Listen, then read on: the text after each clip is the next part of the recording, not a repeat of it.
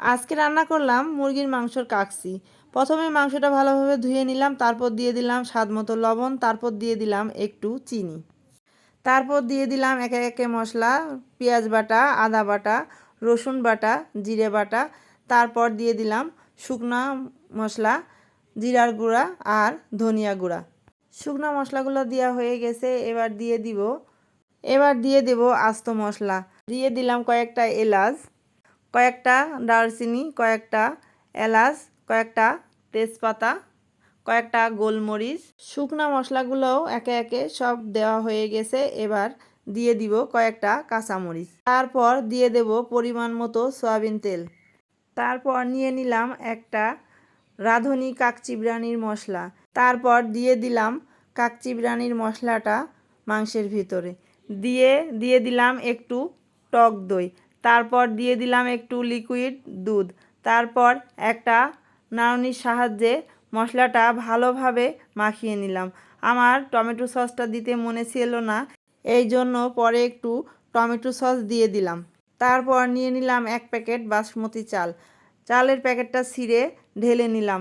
তারপর সব চালগুলো ঢেলে নিয়ে দিয়ে দিলাম পানি, দিয়ে ভালোভাবে ধুয়ে কিছুক্ষণ চালটা ভিজিয়ে রাখলাম।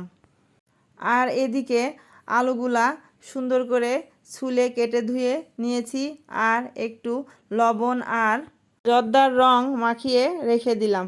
তারপর একটা হাঁড়িতে পানি বসিয়ে দিলাম, পানিতে দিয়ে দিলাম লবণ আর কাকচির গোটা মশলাগুলা, দিয়ে চালটা ধুয়ে ওই গরম পানির ভিতরে দিয়ে দিলাম।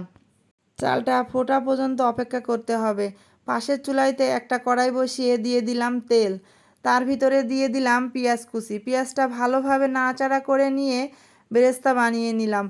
পেঁয়াজটা ভাজা হয়ে গেছে, একটা পাত্রে উঠিয়ে নিলাম।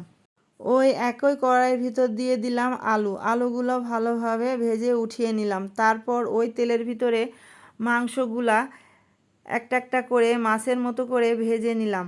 আমি কিন্তু মশলা মাখানো মাংসগুলোই একটা একটা করে মাছের মতো করে ভেজে নিলাম, আর এত সুন্দর একটা ফ্লেভার পাচ্ছিলাম ভাজার সময়। ভেজে মশলার ভিতরে আবার মাংসগুলো দিয়ে দিলাম, তারপর দিয়ে দিলাম মাংসটা ভেজে নিয়ে দিয়ে দিলাম আলুগুলো দেওয়ার পর দিয়ে দিলাম ভেজে রাখা পেঁয়াজের বেরেস্তাগুলো, দিয়ে ভালোভাবে ছিটিয়ে দিলাম।